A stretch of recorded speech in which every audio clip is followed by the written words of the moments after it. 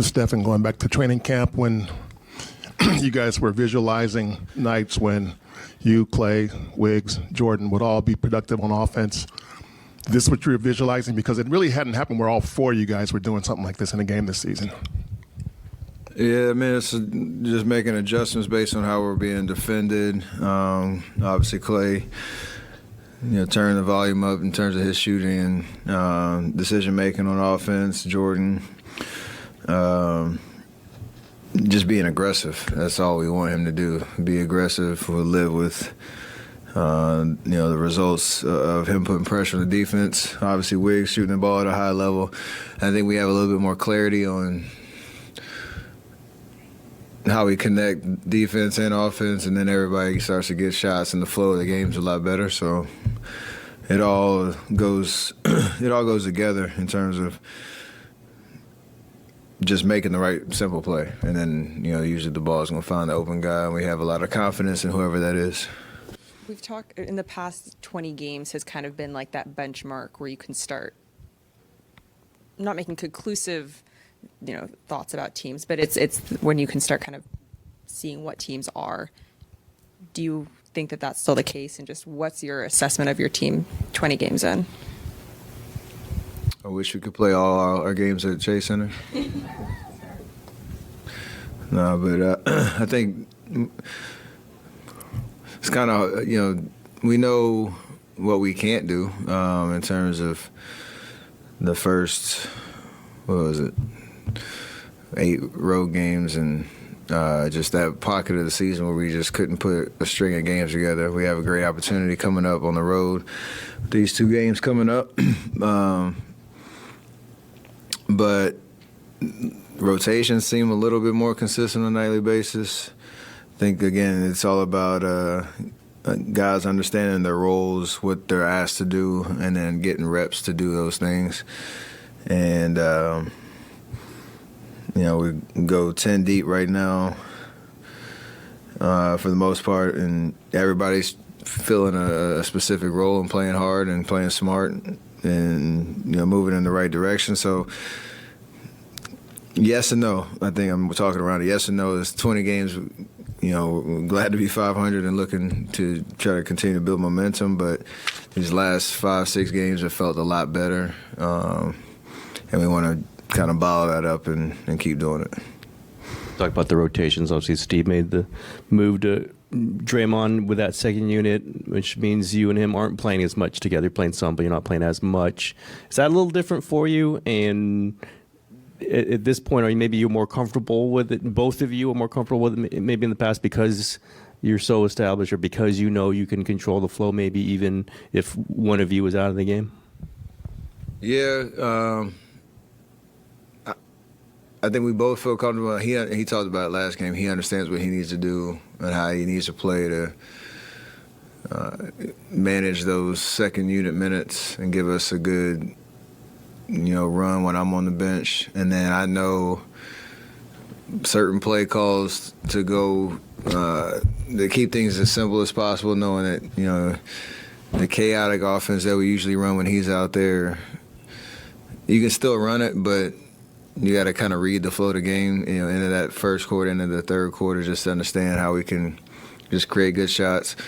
Tonight, we almost dumbed it down to just being a pick and roll type, offense when he's off the floor, which is fine because we can still create enough. And JaMychal had some great possessions in the post on rolls, or swinging it and causing chaos that way off of a pick and roll. So we'll figure that out as we go. But if ball in my hands, I just got to be able to make those adjustments and understand when he's out there and when he's not. There is a little difference for sure.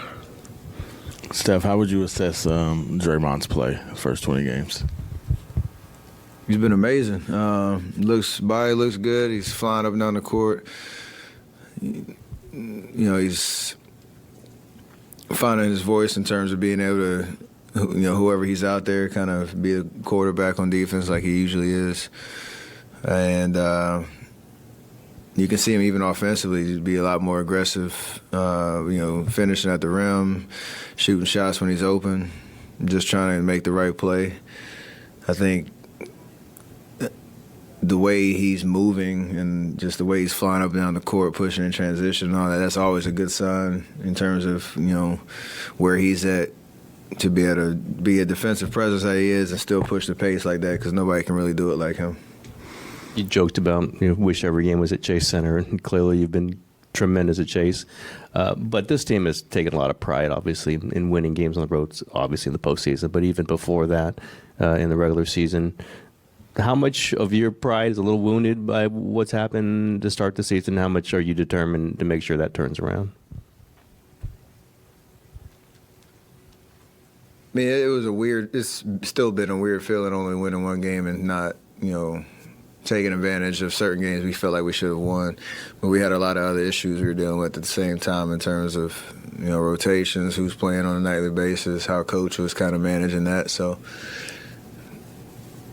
I think, these next however many, this trip and then the East Coast trip would be a great kind of test to see where we are. I don't think anybody's in their feelings about the record. It's just, you understand, if we're going to climb up the standings towards the halfway mark of the season, we're going to have to start winning some road games and put together a much better effort. But I feel like what we've done the last, again, 5 or 6 games, and understand again who's playing, certain minutes and how the flow of the game's going, that give us a better chance when things can kind of get a little scattered on the road, and you got to be able to settle yourself down. So that'll help for sure. Steve said pregame that you told him you've gained 15 pounds since your unanimous MVP season. Is that the number? Yeah. I'm sure that wasn't a one-year thing. That was a gradual gain, but just a lot of good Aisha's cooking right there. How is that? We've talked to you about this previously, but how has that really kind of helped your game? Just the added muscle. Just taking on, physical defenses, and even defensively being able to take, certain blows, guard bigger guys, and not get knocked around.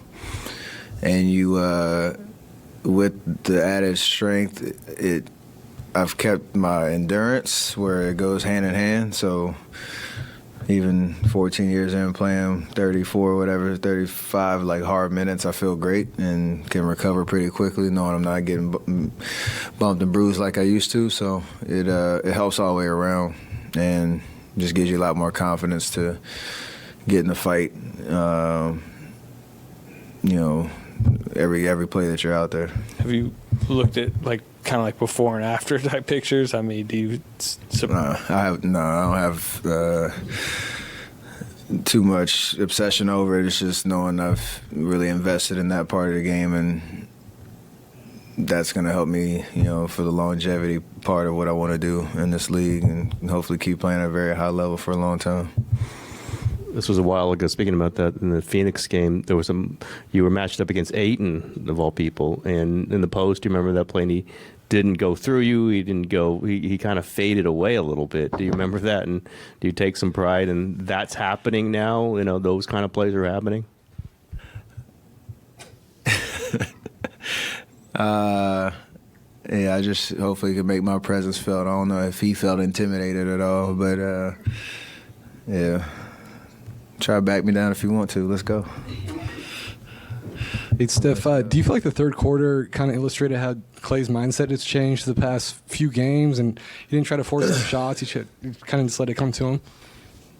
Yeah, I mean, the early part of the game, that's why I said the way teams are guarding us, especially these last 3 games, he's been hot. They're not leaving his body, and so it's kind of hard to get clean looks when they're just going to try to take his 3 away. But over the course of the game, if he keeps making the right play, keeps staying patient, the game's going to come back to him. And then Klay's confidence never wavers in terms of being able to knock down shots. I think he was 1 for 5 or something in the first half. That's not a lot of attempts, but he still stayed in it mentally and was ready for whenever the game went his way. And that's huge, just to stay locked in and not press and force and think, not getting that many attempts in the first half is kind of going to stay that way the rest of the game. He stayed ready, and it helps us so much when he's locked in like that. Great.